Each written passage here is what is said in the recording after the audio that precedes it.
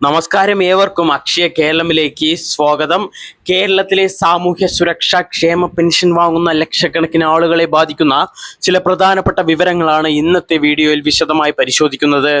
സർക്കാരിന്റെ ഭാഗത്ത് നിന്ന് പുറത്തുവരുന്ന അറിയിപ്പുകൾ, വിവിധ തദ്ദേശ സ്ഥാപനങ്ങളിലൂടെ ലഭിക്കുന്ന നിർദ്ദേശങ്ങൾ, ഗുണഭോക്താക്കൾ ശ്രദ്ധിക്കേണ്ട കാര്യങ്ങൾ എന്നിവ ലളിതമായ രീതിയിൽ മനസ്സിലാക്കാൻ ശ്രമിക്കാം. ഈ വീഡിയോയിൽ നമ്മൾ പരിശോധിക്കുന്നത് 4 പ്രധാന വിഷയങ്ങളാണ്. ഒന്നാമത്, ക്ഷേമ പെൻഷൻ തുക 3000 രൂപയാക്കുമെന്ന ചർച്ച. അതുപോലെ രണ്ടാമത്, വാർഷിക മസ്റ്ററിങ്ങിനെ കുറിച്ചുള്ള നിലവിലെ സ്ഥിതി. മൂന്നാമത്, മൊബൈൽ നമ്പർ അപ്ഡേറ്റ് ചെയ്യാത്തവർ ആരൊക്കെയാണെന്നുള്ള കാര്യങ്ങൾ. അതുപോലെ തന്നെ നാലാമത്തെ കാര്യം, മുൻപ് ആവശ്യപ്പെട്ട രേഖകൾ ഇതുവരെ സമർപ്പിക്കാത്തവർ ഇനി എന്ത് ചെയ്യണം എന്നതാണ്. അതിനാൽ വീഡിയോ പൂർണ്ണമായും കാണാൻ ശ്രമിക്കുക.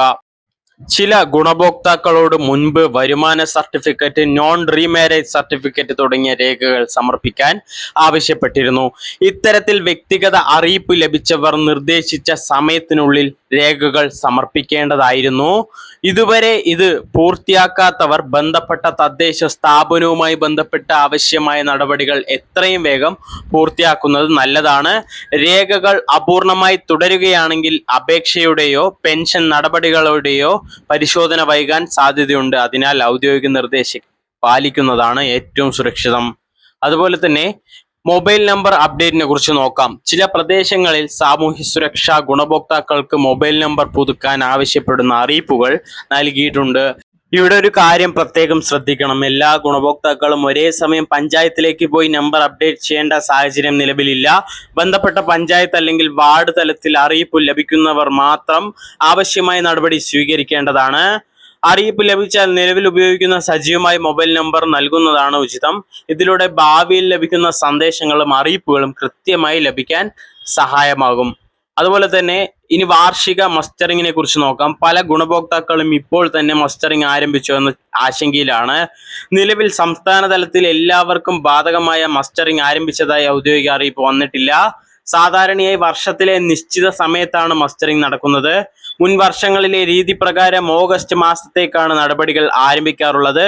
ഈ വർഷവും സമാനമായ രീതിയിലായിരിക്കുമോ എന്നത് ഔദ്യോഗിക അറിയിപ്പിലൂടെ മാത്രമേ വ്യക്തമാവുകയുള്ളൂ. അതുവരെ ആരും അനാവശ്യമായി ഭയപ്പെടേണ്ട സാഹചര്യമില്ല. മസ്റ്ററിങ് ആരംഭിക്കുമ്പോൾ എവിടെ എത്തണം, എന്തെല്ലാം രേഖകൾ വേണം, ബയോമെട്രിക് നടപടികൾ ഉണ്ടാവുമോ എന്നീ കാര്യങ്ങൾ ബന്ധപ്പെട്ട വകുപ്പ് പിന്നീട് അറിയിക്കുന്നതാണ്. മസ്റ്ററിങ്ങിന്റെ പ്രധാന ലക്ഷ്യം ഗുണഭോക്താക്കളുടെ വിവരങ്ങൾ പുതുക്കി ഉറപ്പാക്കുക എന്നതാണ്. അർഹരായവർക്ക് മാത്രം പെൻഷൻ ലഭിക്കുന്നതെന്നാണ് ഉറപ്പാക്കാനും വിവരങ്ങൾ കൃത്യമാണോ എന്ന് പരിശോധിക്കാനുമാണ് ഈ നടപടികൾ. ഇതിനാൽ ഔദ്യോഗിക അറിയിപ്പ് വന്നാൽ സമയബന്ധിതമായി പങ്കെടുക്കുന്നത് വളരെയധികം പ്രധാനപ്പെട്ട കാര്യമാണ്. കേരളത്തിൽ നിരവധി കുടുംബങ്ങൾ ക്ഷേമ പെൻഷനെ ആശ്രയിച്ച് ദൈനംദിന ചെലവുകൾ നടത്തുന്നുണ്ട്. വിലക്കയറ്റം, ചികിത്സാ ചെലവ്, മരുന്നുകൾ, ജീവിത ചെലവ് എന്നിവ വർദ്ധിച്ചു വരുന്ന സാഹചര്യത്തിൽ പെൻഷൻ വർദ്ധിപ്പിക്കണമെന്ന ആവശ്യം ഏറെ നാളായി ഉയരുന്നുണ്ട്. ഇതിനാലാണ് ഇപ്പോൾ പെൻഷൻ വർധനവിനെ കുറിച്ചുള്ള ചില കാര്യങ്ങൾ വന്നിരിക്കുന്നത്. അതായത് ക്ഷേമ പെൻഷൻ 3000 രൂപ ആകുമോ എന്നതാണ്. ഇതുമായി ബന്ധപ്പെട്ട് സർക്കാർ തലത്തിൽ വിവിധ ചർച്ചകൾ നടന്നു വരുന്നതായി അറിയിച്ചിട്ടുണ്ട്. നിലവിൽ ലഭിക്കുന്ന പെൻഷൻ തുക ഭാവിയിൽ വർദ്ധിപ്പിക്കാനുള്ള സാധ്യതകൾ സർക്കാർ പരിശോധിക്കുന്നുവെന്ന വിവരങ്ങളാണ് പുറത്തു വരുന്നത്. ഇവിടെ ഒരു കാര്യം പ്രത്യേകം മനസ്സിലാക്കണം. ഇതുവരെ എല്ലാ ഗുണഭോക്താക്കൾക്കും ബാധകമായ അന്തിമ ഉത്തരവ് പ്രസിദ്ധീകരിച്ചിട്ടില്ല.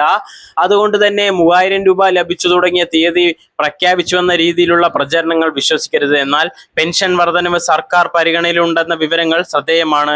ചില റിപ്പോർട്ടുകൾ പ്രകാരം ഘട്ടം ഘട്ടമായി വർദ്ധിപ്പിക്കുന്നതിനേക്കാൾ ഒരുമിച്ച് ഉയർത്താനുള്ള സാധ്യതകളും ചർച്ച ചെയ്യപ്പെടുന്നുണ്ടെന്ന് പറയപ്പെടുന്നു.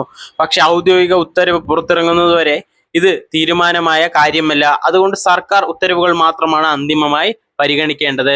പെൻഷൻ വർദ്ധിപ്പിച്ചാൽ അതിന്റെ ആനുകൂല്യം എല്ലാ അർഹരായ ഗുണഭോക്താക്കൾക്കും ലഭിക്കുന്ന രീതിയിലായിരിക്കും നടപടികൾ ഉണ്ടാവുക. ചില ഗുണഭോക്താക്കൾക്ക് കുടുംബാംഗങ്ങളുടെ സഹായം ഇല്ലാത്തതിനാൽ സർക്കാർ അറിയിപ്പുകൾ സമയത്ത് അറിയാൻ കഴിയുന്നില്ല. അത്തരം സാഹചര്യങ്ങളിൽ സമീപവാസികളുടെയോ കുടുംബാംഗങ്ങളുടെയോ വാർഡ് മെമ്പർമാരുടെയോ സഹായം തേടുന്നത് നല്ലതാണ്. പ്രത്യേകിച്ച് പ്രായമായ ഗുണഭോക്താക്കൾക്ക് ഇത് ഏറെ സഹായമാവും.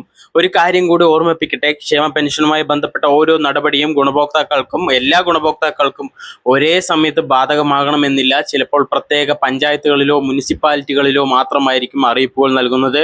അതിനാൽ മറ്റൊരു സ്ഥലത്ത് നടക്കുന്ന നടപടികൾ കണ്ട് അനാവശ്യമായി ആശങ്കപ്പെടേണ്ട കാര്യമില്ല. സർക്കാർ പുതിയ ഉത്തരവുകളോ പരിഷ്കാരങ്ങളോ പ്രഖ്യാപിക്കുന്ന സാഹചര്യമുണ്ടെങ്കിൽ അതിന്റെ ഔദ്യോഗിക ഔദ്യോഗിക വിശദാംശങ്ങൾ പുറത്തു വന്ന ശേഷമാണ് യാഥാർത്ഥ വിവരങ്ങൾ മനസ്സിലാക്കേണ്ടത്. അതുവരെ അഭ്യൂഹങ്ങൾ പ്രചരിക്കുകയോ വിശ്വസിക്കുകയോ ചെയ്യാതിരിക്കുക. ഔദ്യോഗികമായി പുതിയ ഉത്തരവുകൾ പ്രസിദ്ധീകരിക്കുന്ന മുറയ്ക്ക് അതിന്റെ എല്ലാ വിശദാംശങ്ങളും വ്യക്തമായി നിങ്ങളിലേക്ക് എത്തിക്കുന്നതാണ്. ഈ വീഡിയോ ഉപകാരപ്പെട്ടതായി തോന്നിയെങ്കിൽ ലൈക്ക് ചെയ്യുക, ഹൈപ്പ് ചെയ്യുക. ഇത്തരത്തിലുള്ള സർക്കാർ പദ്ധതികൾ, ക്ഷേമ pension, ration card, PM Kisan, മറ്റ് സർക്കാർ ആനുകൂല്യങ്ങൾ എന്നിവയുടെ വിശ്വസനീയമായ അപ്ഡേറ്റുകൾക്കായി ചാനൽ സബ്സ്ക്രൈബ് ചെയ്യുക. വീഡിയോ നിങ്ങളുടെ കുടുംബാംഗങ്ങൾക്കും സുഹൃത്തുക്കൾക്കും ഷെയർ ചെയ്യുക. അവർക്കും ഈ വിവരങ്ങൾ ഉപകാരപ്പെടട്ടെ. എല്ലാവർക്കും ഹൃദയം നിറഞ്ഞ നന്ദി. നമസ്കാരം.